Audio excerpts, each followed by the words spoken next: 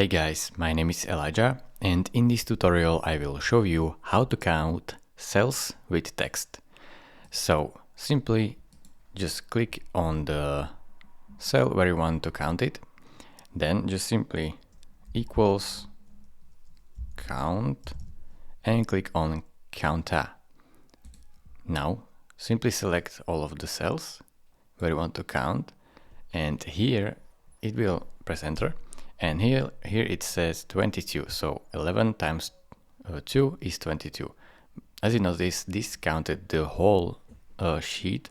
I want to count only text cells, so what will I do is to equals count and select count if.